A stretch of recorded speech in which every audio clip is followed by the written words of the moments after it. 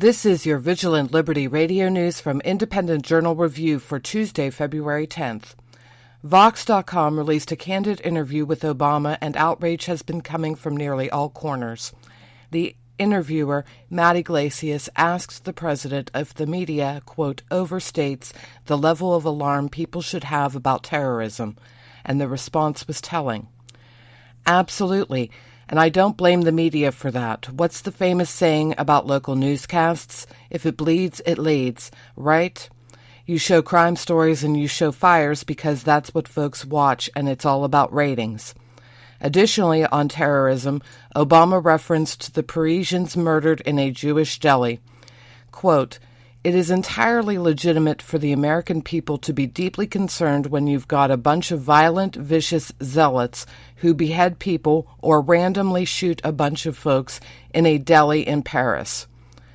Criticism of the president's failure to recognize America's enemies continues from politicians on both sides of the aisle, in addition to from military and political pundits. Support for Massachusetts Senator Elizabeth Warren is building with supporters on both sides of the aisle.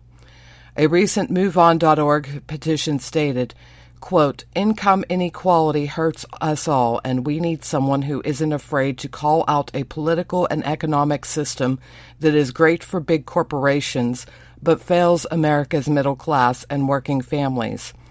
That's not the country we want to live in. And Senator Warren, we believe you're the fighter to address the deeply serious problems we face. On the other side of the aisle, Kurt Bardella, a former spokesman for Republican Congressman Darrell Issa, stated, quote, it is almost like the enemy of my enemy is my friend. This calls to mind Rush Limbaugh's 2008 Operation Chaos campaign. Outgoing Attorney General Eric Holder did admit to one failure during his interview with MSNBC. When asked about the day of the Sandy Hook shooting, he stated, quote, it was the worst day I had as Attorney General. It is, I think, the single failure that I point to in my time as Attorney General, that I was not able to convince Congress to really follow the will of the American people, which is to enact meaningful, reasonable gun safety measures. The gun lobby simply won. In the months following the Sandy Hook shooting, the state of Connecticut saw a radical increase in the number of applications for gun permits, and gun and ammunition sales in general across the country showed significant increases. I'm Liz Harrison, and this has been your Vigilant Liberty radio news from Independent Journal Review for Tuesday, February 10th.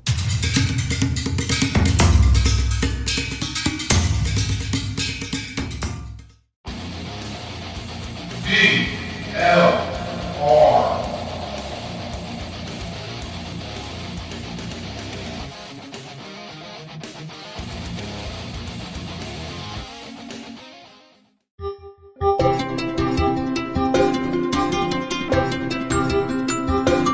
This show is produced by IJReview.com.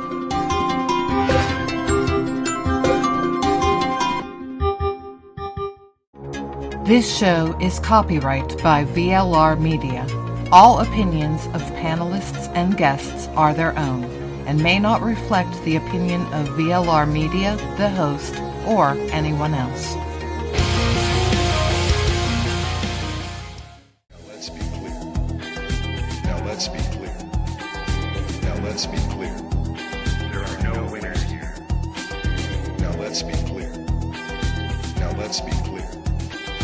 Now let's be clear. There are no winners here. Two minds are better than one. Time for the Right Mics with Mike Miller and Michael Hausum.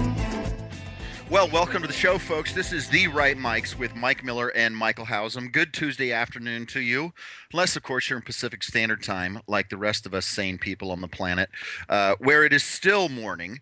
If you'd like to call in this segment, please do. 412-567-6879. As always, you can follow us on Twitter, at The Right Mics. Miller, good afternoon, brother. How are you? Good morning, brother. How are you? I see what you did there.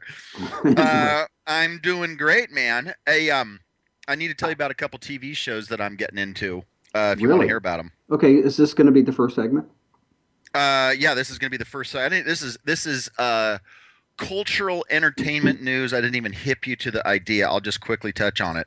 Okay, let me. Jess, and I'm sure you watched Better Call Saul Sunday and Monday. Totally. Oh my Okay, gosh. wait. Best Say birthday what? What's the present. name of it? Better Call Saul. Better Call Saul. Hmm. Yeah, it's a spin-off on Saul Goodman, Jimmy McGill, the attorney from Breaking Bad. Yeah. And I'm already in love. I was like, this is awesome. Can you guys just before you continue, can just you imagine the hardcore politicos, people who get into the cutting edge analysis that we do, dropping like flies right now? Because they're going, not only have I never heard of Better Call Saul, I don't even know what the hell Breaking Bad is. So anyway, continue, because I'm always fascinated when you guys do this back and forth. Well, there is a now this is a deal, Miller. There is a segment of the population that has interests that extend beyond the political. Mine do. I get into sports. Okay, well, there's an additional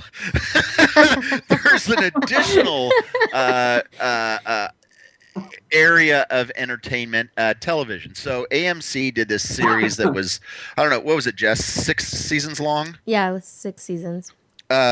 Breaking Bad, and you've heard of it before, Mike, right?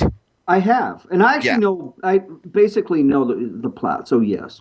Okay, so one of the amazing characters, Bob Odenkirk, who was a writer for SNL and an actor, played Heisenberg's, played Walter White, Bryan Cranston's attorney. And he was such an interesting character that what happened is Vince Gilligan and a couple of the other writers, before Breaking Bad even ended, they started expanding and exploring this other character and ended up writing a pilot and writing kind of an outline for an entire show, got the thing going, and then told Odenkirk, oh, hey, by the way, we're doing a spin-off, you're starring, it's called Better Call Saul. Oh man, that's awesome. Yeah, and the pilot ran on Sunday night, and then the second episode ran last night, and I can just already tell it is going to be completely off the hook awesome. And where is it? Where is this? It's on AMC, just like Breaking Bad was. So, like you're saying, beyond like the normal channels and sports and news, politics, there are other channels on which I can watch movies. Yes, there are. And There this is are. roughly about a 60-minute program, and it's just here's the deal: is like any good show, it's all about. I mean, the acting is great, but it's all about character development and the writing. And these guys are just. I mean, Jess, didn't you think that even halfway through the first episode, there was so many hints to backstory and so much potential for conflict that it's like, okay, this thing is already just rocking down the runway. Oh yeah, it was. I mean, even the opening sequence where they're kind of showing like at the black and white thing, I was like, Oh, this the is so Cinnabon, the amazing. future. Yes, I love that. And then I was like, wait a minute, I thought this was gonna be like a prequel. And then when they go into it, I was like, he puts in the tape. It was just perfect. I was like, Oh this my is gosh, awesome. no kidding. You realize, oh, You guys he's do watching. Okay, you guys do realize you could be having this conversation via iPhone, right? Yes. Okay. All right. Okay, so so let me, wait. No, wait. Okay, go ahead, because I am watching a new series. So, but go ahead. Okay, so the other series that I'm getting ready to resume, have you ever read, Mike or Jess, any Michael Connolly, the author? I can't maybe. say off the top of my head, no. I don't remember Okay. authors' names sometimes. Yeah. Did you see the movie with Matthew McConaughey, The Lincoln Lawyer? No. Did you hear of that movie? Yes, I did hear about that movie. I haven't Okay. seen No. it. No. Okay, Mickey Haller is a character from that Michael Connolly, the writer, wrote, and The Lincoln Lawyer was a book about that, and then it was turned into a movie with Matthew McConaughey. Well, Connolly has been a best-selling writer for 20 years, and he was the LA Times crime reporter forever, and then he turned that into a career as a novelist. Well, he's got this character named Harry Bosch, who is kind of he's a Hollywood homicide detective. Tons of demons in his past, really interesting character, and almost all of Connolly's novels center around this Hollywood homicide detective, Harry Bosch. Okay. And last year, Amazon Prime did a pilot, and it was Amazon Prime's first effort of doing, how Netflix has done House of Cards and Orange is the New Black and all of those. Well, Bosch was a pilot that Amazon Prime did, its first effort. And because I was a fan of Connolly's novels, I watched it the night it came out, fell in love, and it was just a test. They just did one pilot to see how it went, and it did so successfully that Amazon then did the entire series, and this coming Friday night, the entire series Bosch drops.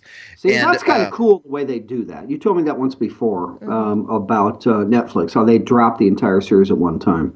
Yes, and it's specifically designed for people that want to binge. Now, as I had mentioned, I'm up in LA all the time, and if you leave the 10 freeway on La Cienega and drive north up to Beverly Hills and Hollywood, there are like people dropping like flies, dude. Yeah. Anyway, there are like 10 big, huge billboards advertising Bosch, and I started watching that again last night too. So there's okay. Now we can move on to politics. Geez, sorry. Well, no, we still need. What's the series you're watching, Miller? Okay, well, because Hausum only cares about the series he watches. So you, as a caring person, were listening. I'm watching Backstrom, and I don't want to talk about it, but you're watching what? See, Backstrom. It's Rainn Wilson. The dude was in 6 Feet Under, and then he was funny guy in The Office. Oh, sure. Okay. It's a new. They're going like, huh? Because it's on network TV, and I watch stuff. Well, you know what? Here's why I'm watching it. I don't care. Everybody can laugh at me. It follows The Voice. Okay. No. It follows. Well, I don't know what the hell it follows because I don't ever watch network television. But it's kind of like a 21st century Columbo type thing. But that guy is an awesome actor, and it's it's a quirky type thing. But yes, let's move on. Speaking of superfluous crap.